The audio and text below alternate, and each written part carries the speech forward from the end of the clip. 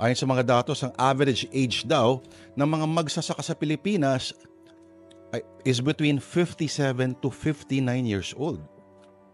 At pakaunti na ng pakaunti ang mga kabataan na gustong ipagpatuloy ang trabahong ito ng kanilang mga magulang.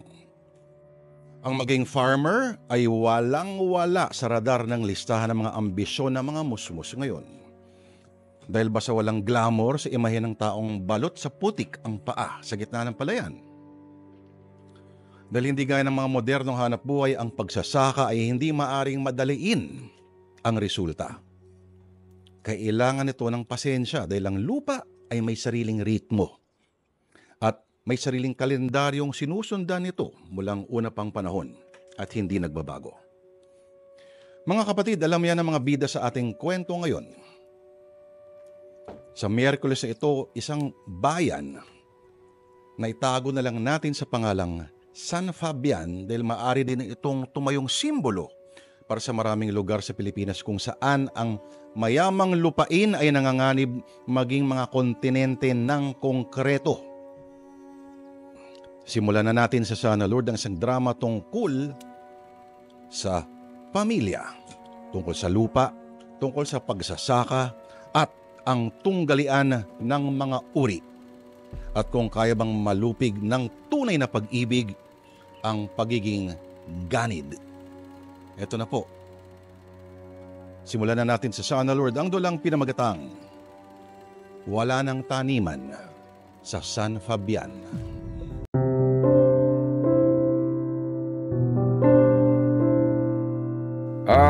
Pasing.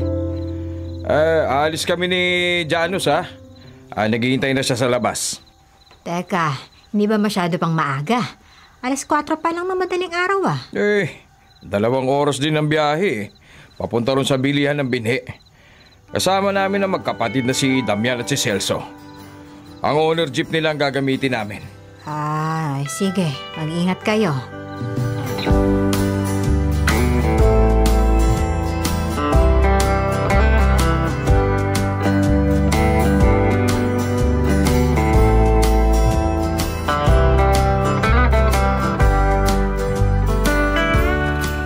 Mang Nestor, Janus, magandang umaga.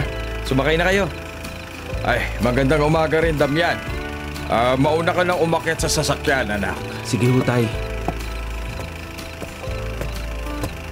Ayan, Damian. Okay na. Tayo nang lumarga. Bakit mag-isa ka yata? Akala ko kasama natin si Celso. Naku, nagpunta ng Maynila kagabi. Natanggap kasi si Celso sa ina-applyan niyang trabaho sa pinagtatrabaho ng asawa niya. Ganun ba? Kung sa bagay, mabuti at magkasama silang mag-asawa no? Paano nga pala ang sakahan ninyo?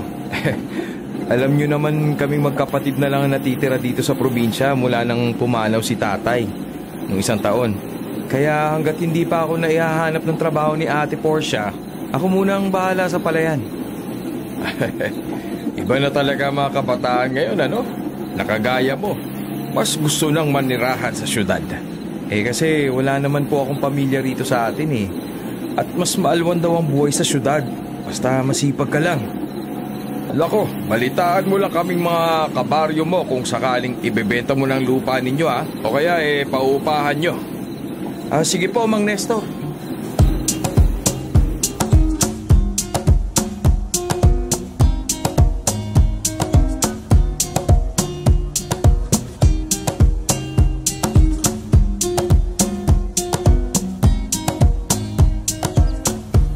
Nestor, nag-iisa ka riyan sa ilalim ng puno. Katonyo. Magandang tanghali po. Sinamahan ni Janus ang nanay niya sa bayan, kaya ako lang narito. Ganun ba? May tubig ka ba riyan? Makikiinom sana ako. Naubusan ng laman ng dala kong botelya. Nako, walang problema. Sige po, eto po. Maraming salamat sa iyo. Mang Tonyo, kamusta po pala ang mga binhina na ipunla ninyo? Ang mahal ng pagkabili namin ni Damian nung isang araw Tumaas ng 100% ang presyuhan. Ayun na nga. Kaya nga mababang klaseng binhi lang ang binili ko ngayon. Masyado pang malaki ang lugi noong nakaraan kung saan nahagupit ng bagyo ang mga palay bago pa maani. Oo. Bukod sa mahal na presyuhan at problema sa irigasyon, yung mga bagyo at tagtuyot ang salot na pumapatay sa kabuhayan nating mga magsasaka. Isama mo na rin ang mababang presyon sa merkado ng bigas na mula sa Pilipinas. Mas pinapaboran pa ng mga tao ang mga inaangkat na bigas mula sa ibang bansa. Naku, tama po kayo, Katonyo. Napakahirap talaga maging magsasaka. Sana lang magbago naman ang kapalaran natin ngayon, ano? May El Nino raw na daranasin Naku, matinding tagtuyot na naman. Ang hina na nga ng irigasyon ng tubig dito sa atin. Mas magiging mahirap pa dahil sa El Nino. O siya, mauuna na ako sa iyo.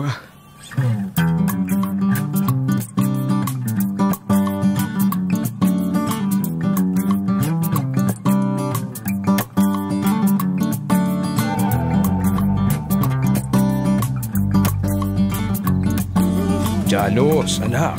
Kumain kang mabuti. Ang payat mo na, Tay naman. Paano bang payat? Ang laki na nga ng katawan ko kakaararo.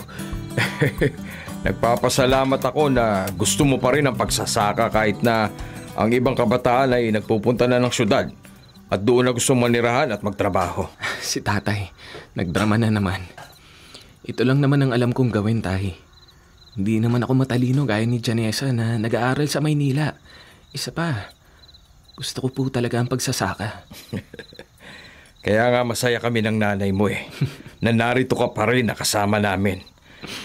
Pero hindi ako sang-ayon na nandito ka dahil hindi ka matalino. Aba, hindi naman may hina ang ulo ng mga magsasakay. Tay naman, hindi naman yun ang ibig ko pong sabihin. Alam ko, anak. Pinaalala ko lang. 25 ka na. Wala ka pa bang nililigawan? Ho? Bigla naman po ang mga tanong mo, tay. Ano namang pinag-uusapan ninyo mag-ama yan? Eto na ang piritong galunggong kamatis sa kabagoong at syempre, ang masarap na kanin na ani mula pa sa bukid natin. Si tatay kasi, nay, nagdadrama na naman. Naku tinatanong ko lang naman itong anak mo kung may nililigawan na. Para naman magkapon na tayo, di ba? Ay nako bata pa ang anak natin. Huwag mong ibuyo sa pag-aasawa ka agad. Kumain ka na nga lang yan. Sabi ko sa iyo, tay, bigla-bigla ang mga tanong mo. Oo nga, nakalimutan ko na ang nanay mo ang unang-unang kokontra. Talaga.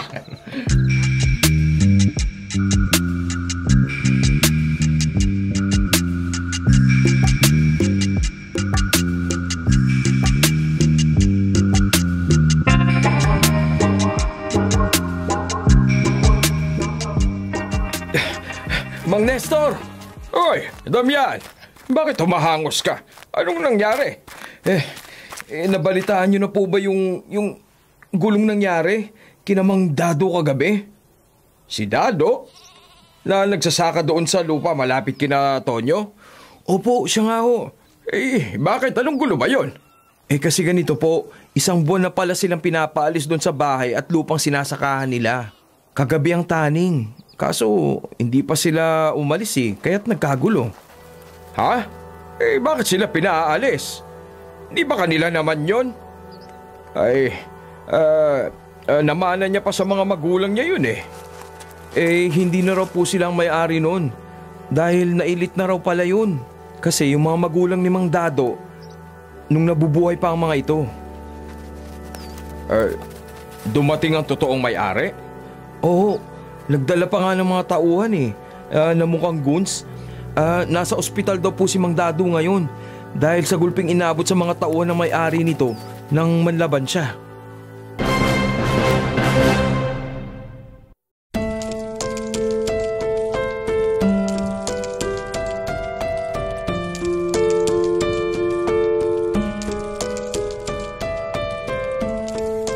Mang Nestor! Mang Nestor! O, Damian! Wala si tatay at nanay.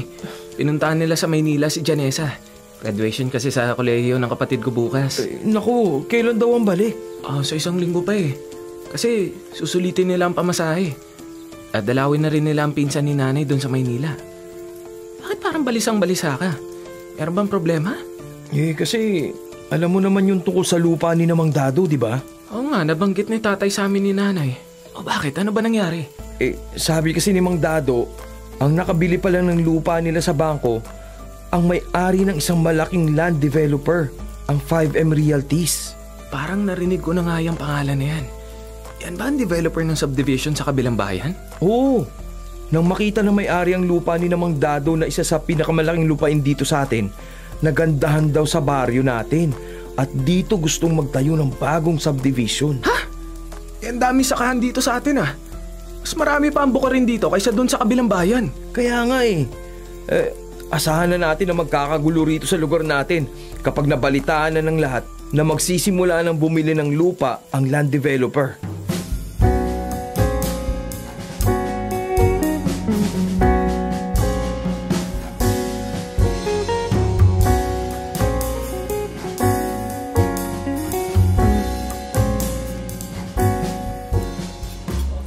Ay, anak, bakit dito mo kami dinala? Mukhang mamahalin dito ah. Sana sa bahay na lang ng tita Eleanor mo. Doon na lang sana tayo nag-celebrate ng graduation mo. Tay naman, may pambayad naman po ako rito. Alam nyo naman na may part-time akong trabaho habang nag-aaral eh. May naipon naman ako kahit papaano. Nako, pinaghirapan mo ang perang yan, anak. Dapat itabi mo na lang para sa sarili mo. Ay nako, Nestor. Kung ayaw mong kumain, lumabas ka na nga lang. Hindi yung ang dami mong litanya palagi. Minsan lang mag-aya itong anak natin na ang dami mo pang sinasabi. Ito nga sabi ko na nga ba titignan ko na ang menu para makapag-order na. Sasama po pala muna ako pauwi sa probinsya sa inyo, Nay, Tay, habang naghihintay pa ako ng tawag sa mga in-applyan kong trabaho. Nakapag-apply ka na kaagad ng trabaho? Kahit kakagraduate mo lang kanina? Opo, pwede naman po yun kasi graduating student na at ipapasa lang naman ang requirements kapag tanggap na. May 7 company akong pinag-applyan, wala pa naman pong feedback. Ay, mabuti na rin yan. Para makapagpahinga ka kahit sandali man lang. Makalanghap ka ng sariwang hangin sa bayan natin at ang usok-usok dito sa Maynila. Ay, nako. Teka, sigurado ka ba na dito ka pa rin sa Maynila magtatrabaho? Business management po ang course ko. Wala naman po akong oportunidad sa probinsya natin. Ay, huwag ka na nga kumontra dyan, Nestor, ha? Ay, teka, sabi mo noong huling nag-usap tayo gusto mo dun sa opisina na pinasukan mo habang nag-aaral ka, hindi ba? Dun sa pinasukan ko po bilang intern. Hindi ko na po gusto rin ngayon. Sa iba na lang po ako nag-apply. Ayan, papalapit na yung waiter. Mag-order na po tayo para makakain na.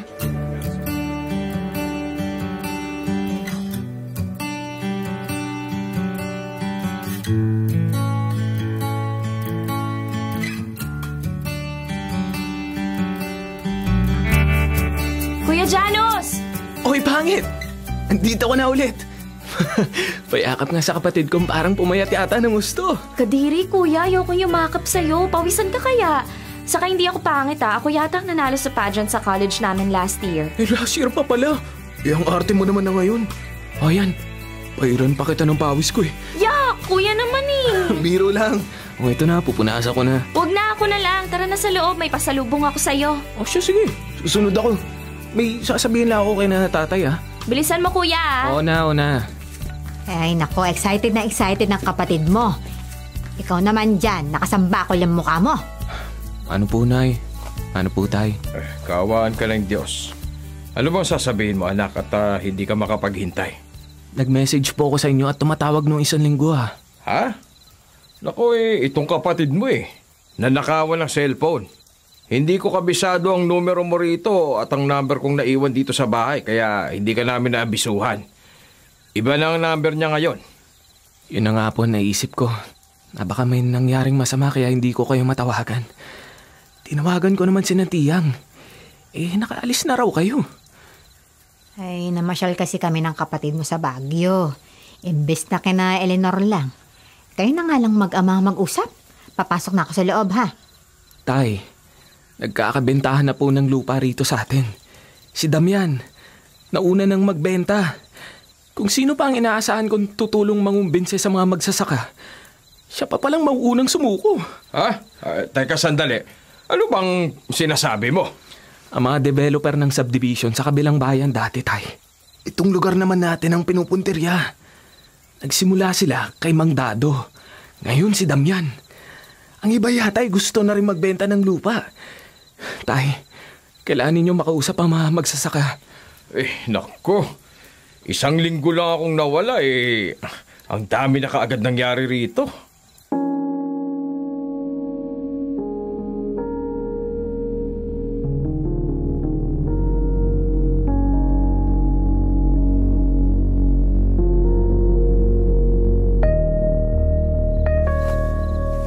Ay nako, ano bang nangyayari sa'yo at hindi ka mapakali ha? Kilos ka ng kilos dito sa higaan natin. Nako naman, pati pagtulog ko nagagambala mo na. Ano ba? Nag-aalala lang ako na baka matulad ang lugar natin sa kabilang bayan. Ang tinatayuan ba ngayon ng subdivision? Yun nga. Ay, Hindi ba si Berto na kaklasiko noon sa elementarya ay ipinagbili ang lupang sakahan at bahay nila? At lumipat sa Maynila? hindi ba nagkita nga kayo noong lumawas tayo dahil malapit ang tinutuluyan nila kila Eleanor? Mukhang maayos ba ang buhay nila? Hindi ba't parang mas maayos pa dati noong nagsasaka lang siya? Mukhang ang payat na payat si Berto pati yung asawa niya. At hindi rin maayos ang tirahan nila. Squatter daw ang lugar na yon, sabi ng pinsan ko. Itong lupain natin, na minana ko pa sa mga ninuno ko, ito lang ang pag-aari natin.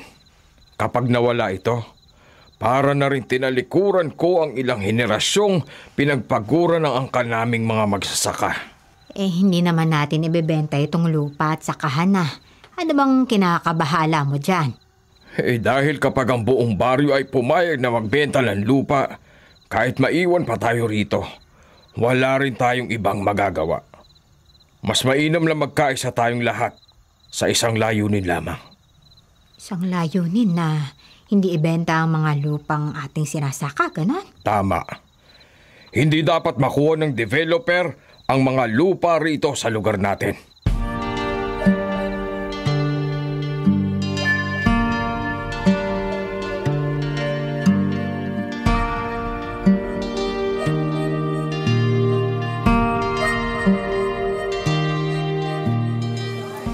Mga kasamang magsasaka, maraming salamat sa pagtugon ninyo sa imbitasyon ko sa isang pagtitipon upang pag-usapan ang nagaganap na pag-alok ng isang real estate developer upang bilhin ang ating mga lupa.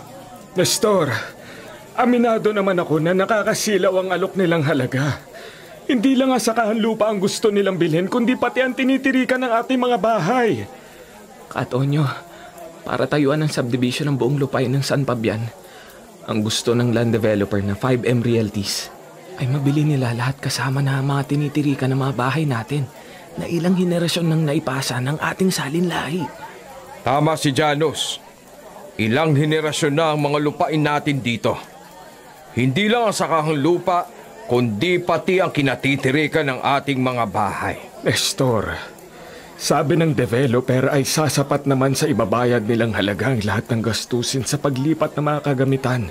Maging ang pagbili ng bagong tirahan kung saan man natin naisin. Katonyo, hindi mabibili ng pera ang ilang taong kasaysayan ng bawat pamilya sa lugar na ito. Paano na lang ang pangunahing hanap buhay nating mga magsasaka kapag nawala ng mga bukirin?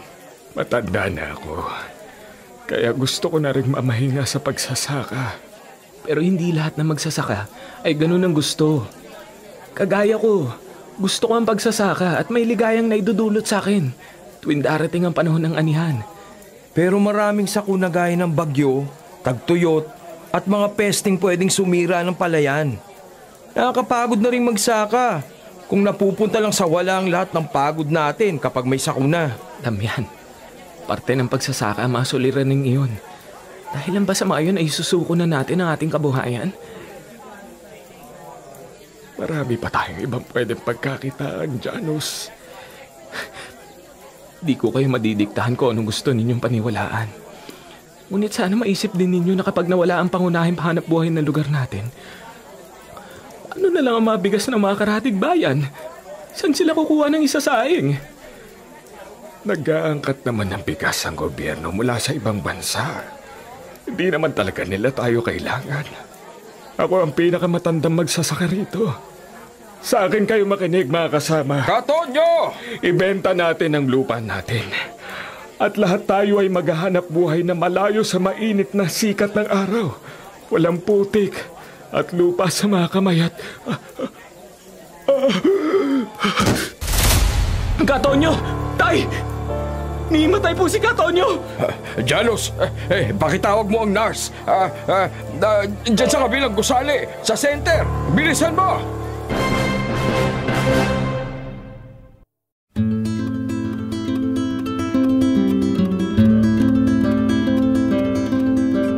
O kuya, nabalitaan ko kanina kay Damian na nahimatay daw si Katonyo sa meeting yung mga magsasaka.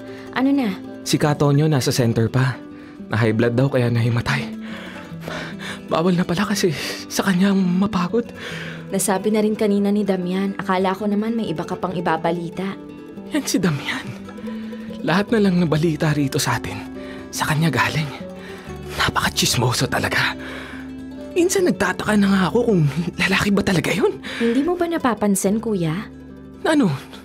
Binabait talaga yang si Damian kaya ayaw na niyang magsaka. Ano? Ano ba yung pinagsasasabi mo? Hindi ba binilhan kita sa Maynila ng mga panghilamos sa mukha kahit makinis naman ang balat mo? Nagpabili rin sa akin si Damian. Pinasabi niya sa kapatid niya nung lumuwas sa Maynila na dalhan ko siya rito. Naku, chismosa ka rin talaga, ano? Ang sinasabi ko lang, kuya, dahil nga binabait talaga si Damian, yun ang dahilan niya kaya ibinenta ang lupa nila. Janessa! May kanya-kanyang dahilan ng mga tao rito kung bakit nila gusto ibenta ang mga lupa nila. Parang si Damian. Ayaw na niyang magsaka pero napipilitan lang siya dahil sa legacy nga ng parents niya. Ano namang ibig mo sabihin? Kung gusto nilang ibenta ang lupa nila for some reason, alamin niyo ni tatay kung ano yun para malaman din ninyo kung paano niyo sila makukumbinse sa gusto niyong huwag nilang ibenta ang lupa nila. Di ko alam kung kakampi kita o kaaway. I'm just stating facts. Kailangan niyo ipakita ang mga benefits at mga problemang idudulot kung sakaling magbenta nga ang magsasaka ng lupa para mapasunod niyo sila sa gusto niyo, hindi ba? Paano nga gagawin yun? Kausapin ninyo isa-isang mga tao, kuya. Huwag sa isang malaking bulwagan para mas magkaintindihan kayo. Baka ganun din ang strategy na ginagawa ng developer.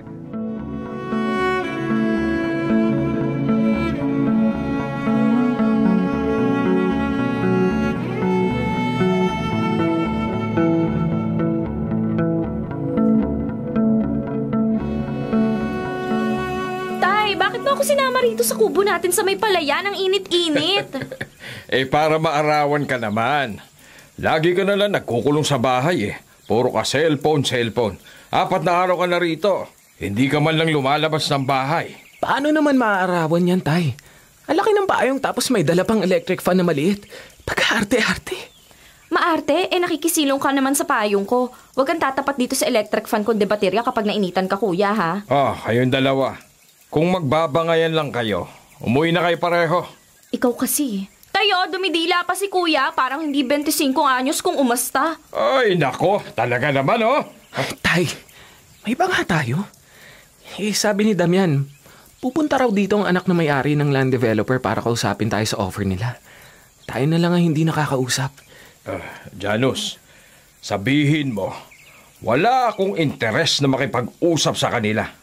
Janessa, pumasok ka muna dito sa kubo para hindi ka masyadong maarawan dyan. Opo, Tay. Pwede nyo naman akong iwan na rito. Mahihiga lang ako. Sige na, magtrabaho na po kayo. Senyorito ka. Pupunta muna kami ni tatay sa palayan. Kapag tanghalian na, dapat nakaayos na ang pagkain natin. Ang dami pinadala ni nanay. Kala yata magpipiknik tayo rito.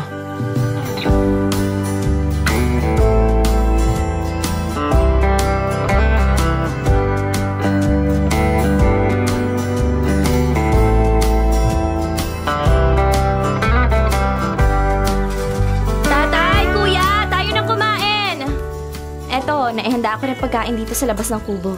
Aba, sino kaya itong paparating? Magandang umaga po. Ano pong kailangan nyo? Magandang umaga po. Janessa, bakit parang namumutla ka? Kuya. Ako nga pala si Mike Madrigal, manager sa 5M Realties. Kakausapin ko lang po sana kayo tungkol sa balak namin na pag-develop ng bayan ng San Fabian. Janessa, Ayos ka lang ang putla mo. Ayos lang ako, kuya. Wala tayong kailangang pag-usapan. Pero dahil sinadya mo ko rito sa palayan ko, halika, dito na tayo sa loob ng kubo mag-usap. Tay, kumain muna tayo. Ito, nakahain na. Mamaya na kayo mag-usap. Mr. Madrigal, baka gusto niyong saluhan muna kaming kumain. Okay na siguro. Baka nga mas mabuting kumain muna tayo.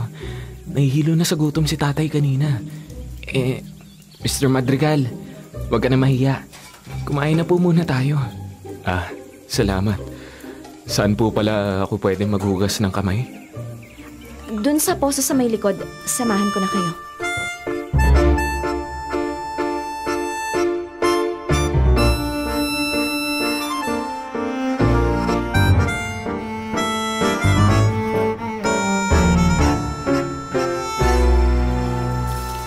Janessa, nandito ka? Anong ginagawa mo rito? Ikaw ang dapat kong tinatanong ng ganyan.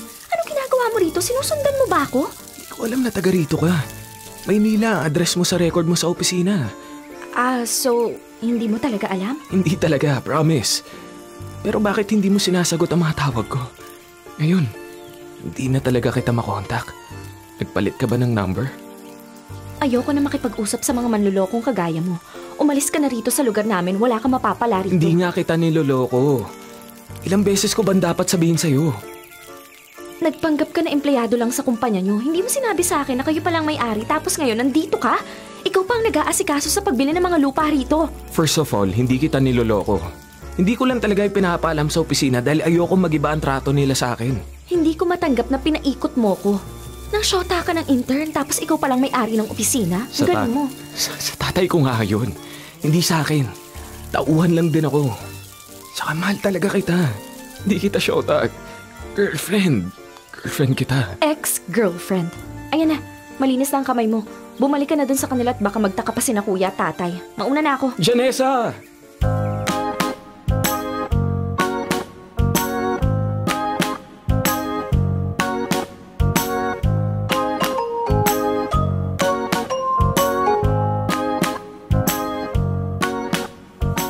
Pasensya na po.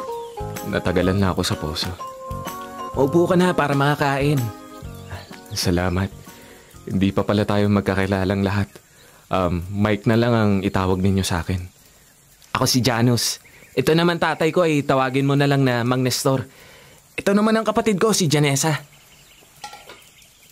Ikinagagala ko po kayong makilalang lahat. Sige na, kumain ka na muna. Sumubo na kami ni tatay habang naguhugas ka ng kamay. Uy, Janessa, kumain ka na rin. Kain na tayo, Janessa. Sa loob na lang ako ng kubo kakain. Jalos, parang mainit ang ulo ng kapatid mo. Inaaway mo na naman ba? Ay naman, magkasama tayo simula pa kanina. Baka naman. Bakit po kayo sabay pang nakatingin ng masama sa akin? Wala naman po akong ginagawa. Napatingin lang naman kami sa'yo. Hindi naman siguro ikaw ang kaaway ni Janessa, no? Dahil ngayon lang kayo nagkakilala? Hindi naman po ako nakikipag-away kahit kanino. Kuya, huwag kang tanong ng tanong. Kumain na kayo ni tatay para mapagmitingan nyo na ang dapat pag-usapan at makaalis na yung bisita nyo.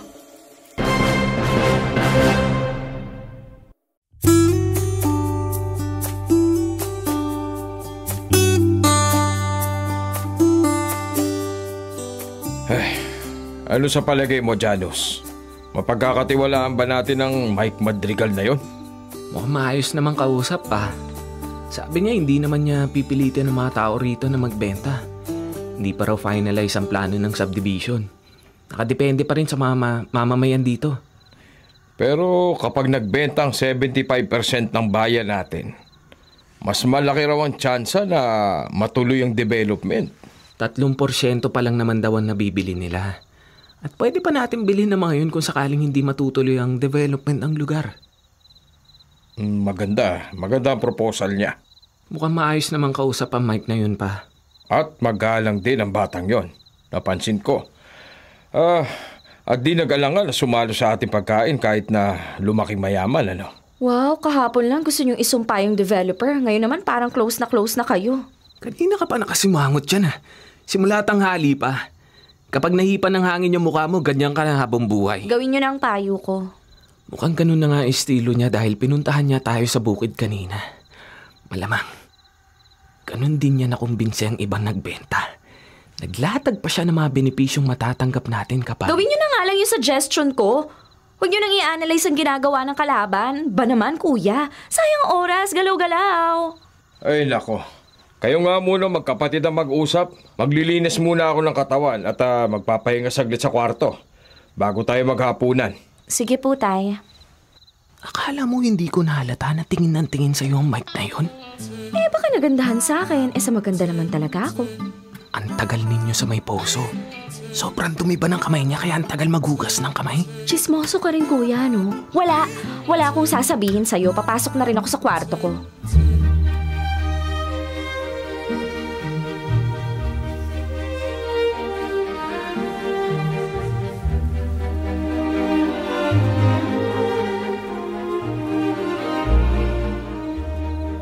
Oh, Mr. Madrigal. Naligaw po yata kayo rito sa bahay namin Magandang gabi. Pasensya na sa abala, Damian ayos lang. Dala niyo ba yung kotse niyo? Malubak ang daan papunta rito 4x4 naman ang dala kong sasakyan ngayon. Natuto na ako nung 1 linggo. Hindi ba't nabalaho ang gulong sa may pilapil ninyo? Oo nga. Pasok muna kayo rito sa loob. Salamat. Hindi naman ako magtatagal. May hihingin lang sana akong pabor sa'yo. Pabor? Ano naman yun? Nasabi ko na naman sa kapatid ko na ibebenta na lang namin ang lupa rito. Hindi naman sila tumutol. Para sama-sama na kaming lahat sa Maynila. Hindi naman tungkol doon. Kasi... napapakamot pa kayo ng ulo. At pinamumulahan ng mukha nyo. Ano po ba yun, Mr. Madrigal? Mike na lang ay tawag mo sa akin.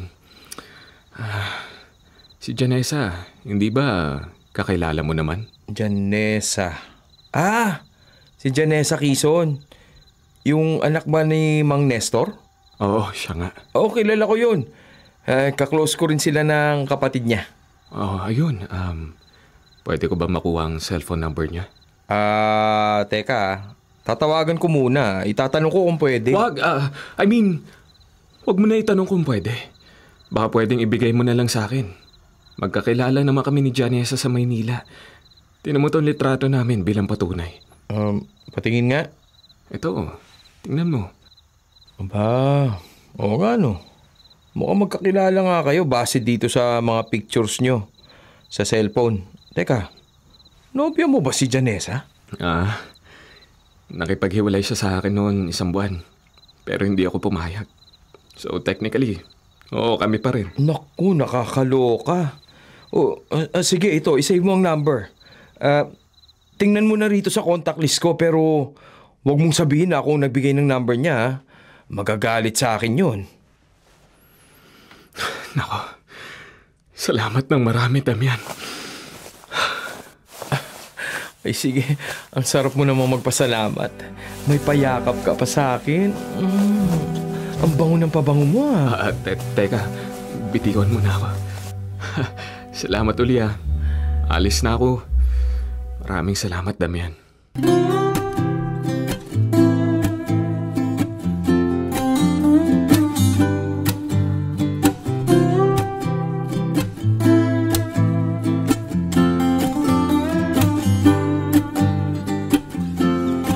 Janus! Damian! Bakit nagmamadali ka? Si tatay ba ang hinahanap mo? Nasa bahay pa siya. Hindi. Si Mang Ponso. Yung ayaw magbenta ng lupa nila. Yung kausap nyo nung nakaraang linggo ng tatay mo. Ano meron? Anong nangyari? Na-aksidente. Sumemplang. Munti ka nang nahulog sa bangin. Nasaan na siya ngayon? Ayun, nasa ospital pa. Kanina lang nagkamalay pero kailangan ng therapy ng binti. Sabi ng asawa niya, ibibenta na raw nilang lupa para makapagpagamot sa Maynila si Mang Ponso. Bakit naman? Bakit sumemplang si Mang Ponso? Nasira daw ang preno ng motorsiklo. Ang tagal-tagal na ng motorsiklo niya, hindi naman siya nadidisgrasya dati sabi ko nga rin nakapagtataka talaga. Baka naman dahil ayaw niya ibenta ang lupa, kaya naman... Naku, hindi ganyan si Sir Mike. Hindi ganyan si Mr. Mike Madrigal. Naniniwala akong maayos siyang kausap. Pero hindi ba? Bagong dating lang naman yung Mike na yan. Ikaw kaya nagsabi niyan sa akin? Oo nga. Alam ko ang kapatid niya ang unang nag-aasikaso ng pagbili ng lupa rito. Tapos parang biglang nagbago eh. Biglang naging si Mike na noong mabugbog si Mang Dado ng mga goons.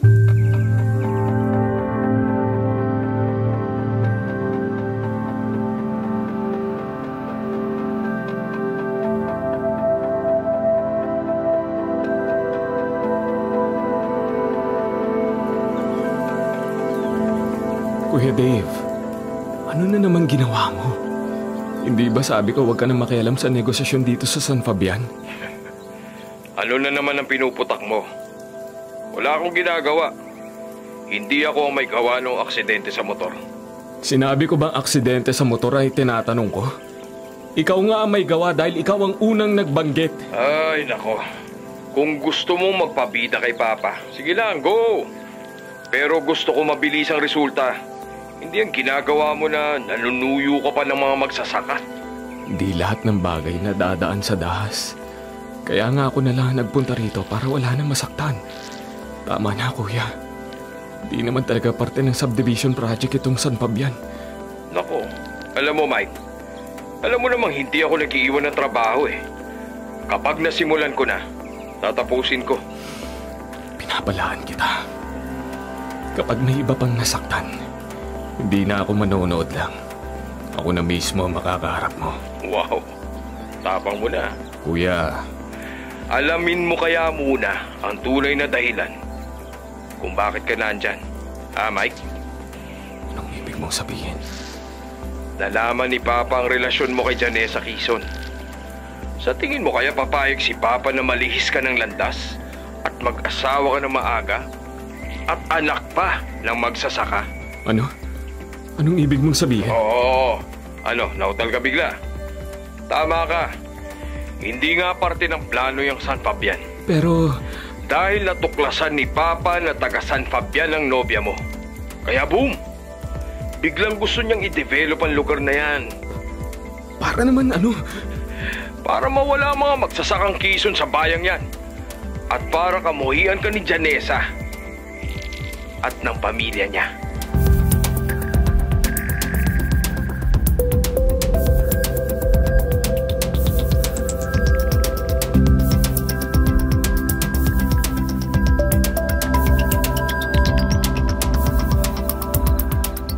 Oh, bakit parang hindi maipinta yung mukha mo, Janessa? Wala kang pake. Oh, yung sungit.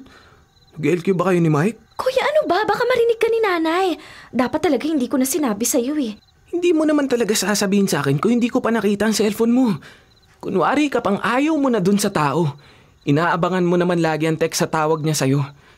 Bakit kaya hindi na siya tumatawag saka nagme-message? Hindi mo kasi nire-replyan. Baka nga nagsawa na ng kakakulit sa akin. Maarte ka kasi. Pasuyo effect. Gusto rin naman. Ano ba kasing problema? Tinatanong pa ba yun? Wala ka kayang sinasabi. Hindi niya sinabi sa akin na mayaman sila. Ayoko lang magkaproblema dahil magkaiba ang estado namin kaya nakipaghiwalay ako. Kaso ayaw naman niyang pumayag. Mukhang problema nga yan kung matapobre ang pamilya niya. Tama. Wag mo na lang talagang pansinin yung Mike na yan. Hayaan mo na lang siya makahanap ng mayaman. Mas bagay pa sila. Oh, para ka naman tanga. Bakit ka umiyak? Ikaw naman ang nakipag-break ah. Paano nga kung nakahanap na pala siya ng iba? Eh, di ba ukiya ka na? Kuya naman eh. Kung makaarte ka ng ganyan, kala mo kung sino? Iiyak ka talaga habang si Mike masaya sa piling ng ibang babae. Kuya, nakakainis ka. Sisipain na talaga kita.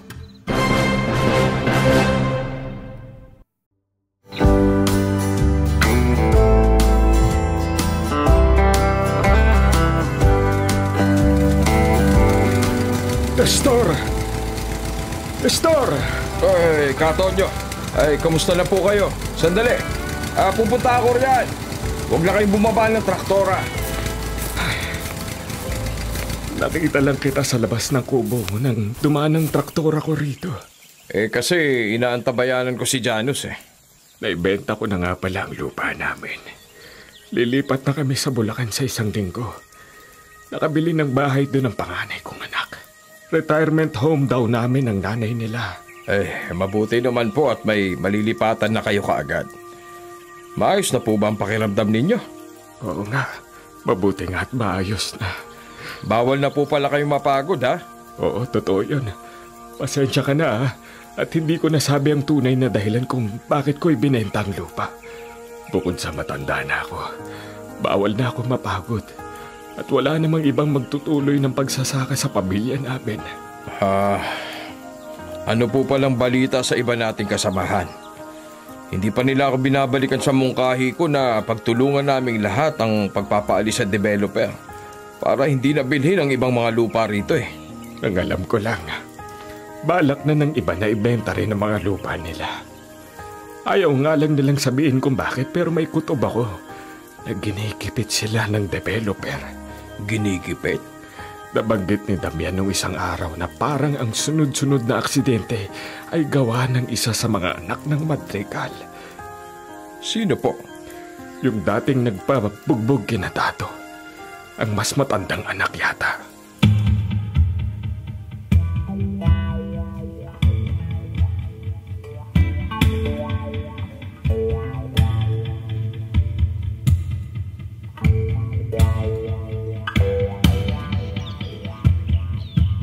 Oh, ang aga mo naman, Janus. Ano?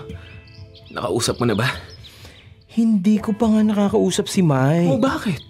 Kala ko ba close kayo? Walang nakakakita kay Mike Madrigal ngayon. 2 linggo na simula nang napadala sa mga kaguluhan dito sa atin. Ako, sa mga kutob ko.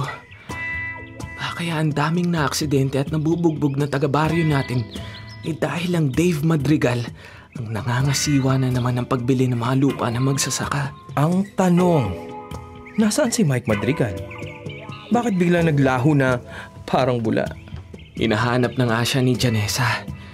Babalik na Maynila mamaya ang kapatid ko pero hanggang ngayon, nagmumukmuk pa rin sa kwarto niya dahil hindi na raw tumatawag ang Mike na yon.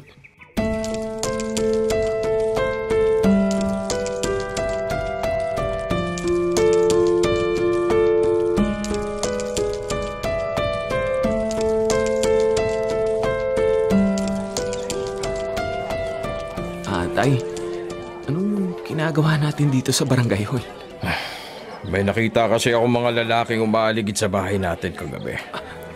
Pati sa kubo kahapong umaga. Parang nakita ko rin sila sa di kalayuan eh. Ano po? Bakit hindi ninyo sinabi sa akin, Tay? Hindi ko naman sigurado nung una. Pero masama ang kutob ko na ako ang puntirya ng mga lalaking nakaitim na yon. Dapat matimbrehan ko ang barangay para magronda kapag gabi.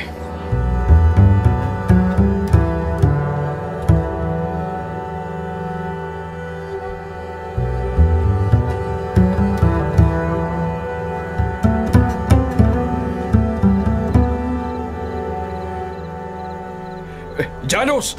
Janus! Magbihis ka! Luluwas tayo ng Maynila ngayon! Ha? Tay? Baka wala nang buhabiyahe ng bus ngayon. Gagawa tayo ng paraan! Nestor! Janus! Bakit po ba parang balisang-balisa kayo? Si nanay, umiiyak pa. Ano nangyayari? Nawawala ang kapatid mo, anak. Hindi siya nakarating sa bahay ng tiyang mo kahapon. Ano, Tay? Paanong nawawala? Baka naman may pinuntahan lang. Nag-message pa nga raw si Janessa nung tanghali sa tiyang Eleanor mo na pauwi na siya. Pero nung hapon na, hanggang gumabi na wala pa rin. Hindi na rin namin matawagan ng cellphone. Naku, masama to. Paano ko ba sasabihin na baka nagtaanan ko? Hindi naman ako sigurado. 2 na sila ni Mike Madrigal na nawawala. Magkasama kaya sila? Paano ko ba malalaman? Janus, anak!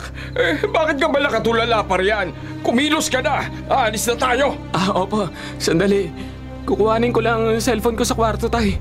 Bilisan na ninyo! Hanapin ninyo si Janessa!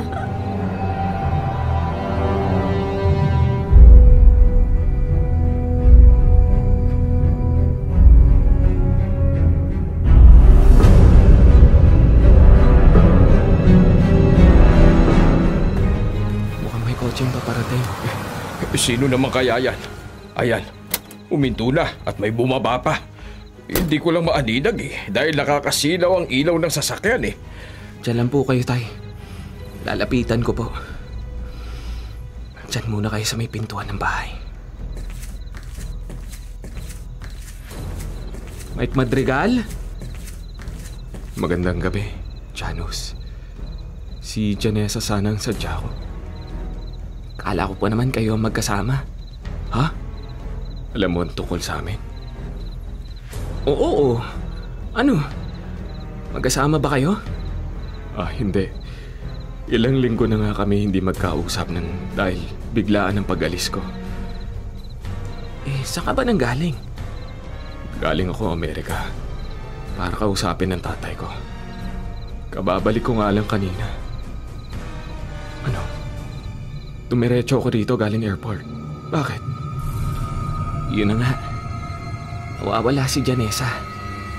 Paluwas nga kami ngayon ng Maynila ni tatay para hanapin siya. Nawawala? Nawawala siya? Oo.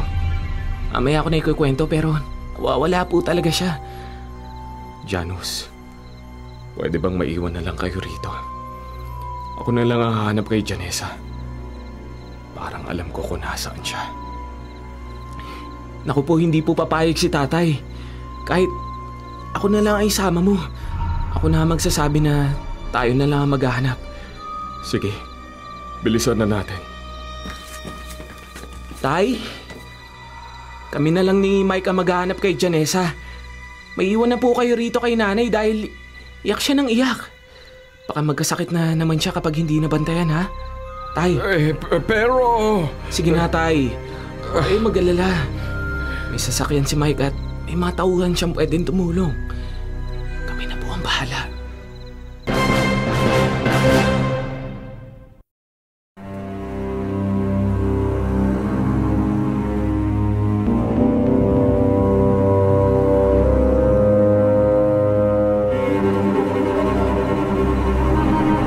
Saan naman natin hanapin si Janessa?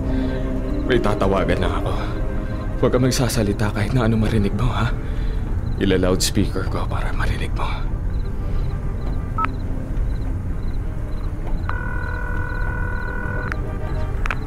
Hello, kuya? Bakit ka napatawag? May hinahanap ka ba? 3 araw ka nang tinatawagan ni Papa. Di ka pa rin sumasagot. Nagkausap at nagkasundo na kami. Tigilan mo na yung ginagawa mo. Bakit ako titigil kung nag-e-enjoy pa akong guluhin ka? Alam mo, maganda pala tong girlfriend mo, Mike, ha? Kaya naman pala, umaling na umaling ka. Pinabalaan kita. Huwag mong hawakan kahit daliri ni Janessa. Hindi ako mismo puputol ng kamay mo. Nakakatakot naman ang kapatid ko. Nag-i-enjoy pa naman ako na makita siya nagagalit. Ang tapang pala nitong girlfriend mo, Sinipa nga ako kanina nang malaman na wala ka naman rito. Nasaan kayo? Nasaan kayo? Bakit ko naman sasabihin sa'yo? Bye, little bro. Ha? Hello? Hello? Kuya, pinabahan niya ang tawag. Parang ang baliw ang kapatid mo. Kulang lang sa pansin yun. Pero hindi naman talaga baliw. Hindi kasi siya pinapansin ng tatay namin. Ang weird na kapatid mo, no? O ano? Paano natin mahanap si Janessa? Ilagyan ko ng location tracker ang phone ni Dave. Tingnan natin dito sa cellphone ko kung nasaan siya. Oh, may ganyan na ngayon sa mga cellphone? Oo. Ayan. Nasa Tagaytay sila. Sa rest house namin doon. Mga 3 oras ang biyahe. Pwede ba yan ilagay sa phone ni Janessa? Pwede naman. Kapag nahanap na natin siya, lalagyan ko. Baka pwedeng 2-way para mahanap ka rin niya. Okay lang sa'yo. I mean, may dalawa. Sa narinig ko kanina, mukhang haalagaan mo na naman ang kapatid ko. Kaya kung tatanggapin ka niya ulit ano naman na magagawa namin, di ba? Gusto ko sanang sumaya kayo kaso hindi ko magawa. Matapos na sana lahat ng kaguluhan ito at mabawi natin si Janessa.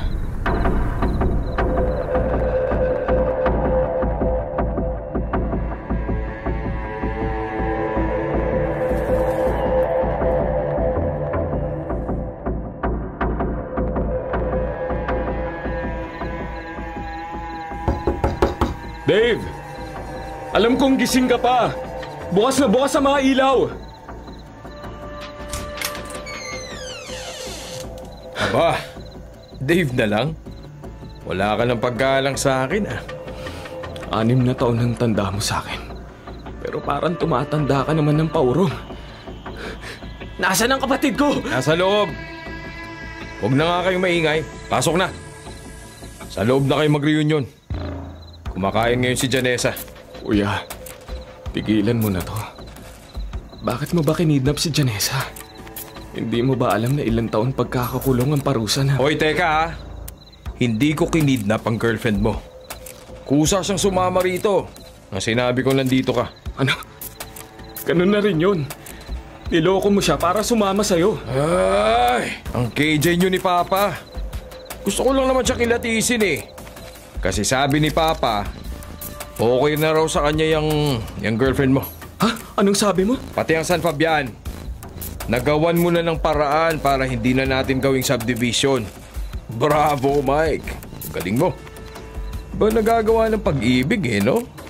Alam mo naman pala. Bakit kailangan mo pa? Bored lang ako. Hindi mo kasi ako pinapansin Kuya naman. Oo na. Panalo ka na. Babalik na ako ng Amerika sa isang araw. Okay? Paano ang mga nasaktan mong tao sa San Fabian, kuya? Bayaran mo na lang. Pera lang ang katapat ng mga yan. Kuya, mali naman talaga ang ginawa mo. As if naman may pakialam ako. Alam mo namang hindi ako tumitigil kapag hindi ko nakukuha ang gusto ko, di ba? Pasalamat ka. At kapatid pa rin kita. Ang totoo, natakot ka lang kasi aalisan ka ng mana ni Papa kapag hindi ka pa tumigil sa ginagawa mo. Kumilos ka nang walang basbas niya. Ay, well, akala ko lang papayag siya since kalapit ng isang subdivision. O siya, alis na kami ni Janessa. Nasaan ba siya? Wag na. Ako na lang ang aalis. Enjoy. Bye.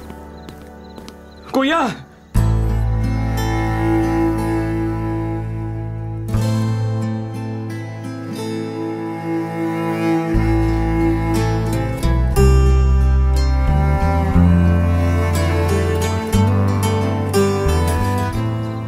Janessa?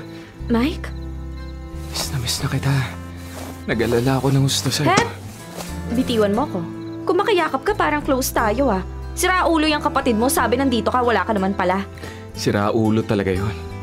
Pero ako mas nasira ang ulo nang malaman ko nawawala ka. Nanakaw kasi yung phone ko kaninang tanghali nang pauwi ako kina Tita Eleanor. Ang dalas mo mag-donate ng cellphone sa mga magnanakaw Kuya naman! Mike, teka nga, bitiwan mo ako, bakit nakayakap ka pa rin? Si kuya nakatingin Wala naman ako nakikita, sige lang. Mag-usap lang kayo. Maupo lang ako rito sa sofa. Tawagin niyo ako kapag uwi na tayo ng San Fabian. Take your time.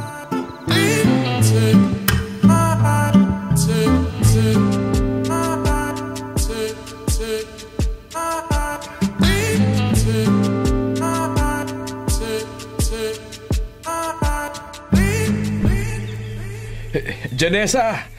Janus! Magandang umaga po. Magandang umaga sa'yo, Mike. Tay, ang OA naman ang pagkakasalubong niyo sa akin para naman akong nawala ng matagal. Ayos ka lang ba talaga? Opo, Tay. Okay lang po ako. Pasensya na. Nag-alala pa po kayo. Ay, nako. Katutulog lang ng nanay mo Pero alam naman niya na mabuti na ang lagay mo. Pumasok ka na sa loob. Dali at gisingin mo. Sige po. May kuya, pasok lang ako. Galing dito ang kapatid mo, Mike. Mga 1 oras lang nakalipas. Si Dave po? Oo. Humingi ng tawad sa akin. At para na rin sa mga taga-baryo. Ipinaliwanag niya na hindi lang kayo nagkaintindihan sa plano sa subdivision. Pero ang sabi niya kagabi... Sabi niya sa amin, ipinakiusap mo raw sa ama mo sa Amerika. Gamit ang nagkaisang petisyon na ginawa naming mga magsasaka na ibang lugar na lang ang i-develop. Ginawa po ng kapatid ko yun? Ha? Oo. Hiyang-hiya nga siya sa amin ni Pasing Ako na raw ang humingi ng tawad sa mga kabaryo ko para sa kanya. Pogi points naman pala yung utod mo. Nakamuntikan pang mamanikan. Ano yon, anak? Sabi ko po, papasok na ako sa loob. Bahala ka na dyan kay Tatay Mike. Galingan mo.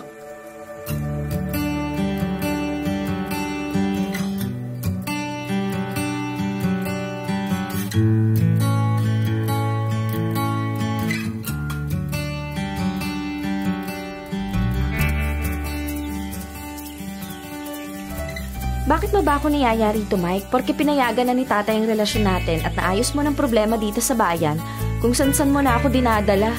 Nakita ko kasi ang ganda ng puno rito sa may palayan ninyo. Ang romantic na tagpuan sa ilalim ng buwan at mga bituin. Romantic? Malamok dito, no? Halika na sa kotse. Hindi ako papayag na ang lamok pa maunang sumipsip sa balat mo. Pahalik muna. Ang bango ng leeg mo. Uy, baka may makakita. Mike, ang kamay mo, labi mo, ano ba? Walang makakakita sa atin. Ang aga ng tutulog ng mga tao rito. Kaya please, pabayaan mo na ako ipadama sa'yo na miss na kita. Isa lang. Mabilis lang. Halatang miss na miss mo nga ako. May nararamdaman ako nakatusok sa tiyan ko ngayon. Pero delikado. Alam ko namang hindi mo kaya ng mabilis eh. At lalong hindi naman totoong isang round lang. Tara, sa ubo tayo. Masyado mong ginalit ang... Ano ba? Nakikilig ako! Ay, binuhat pa ako! Ano ba yan? I love you, Janessa. Pakis naman, oh. I love you too. Thank you sa paglaban mo para sa akin at para sa bayan namin. Para sa bayan natin.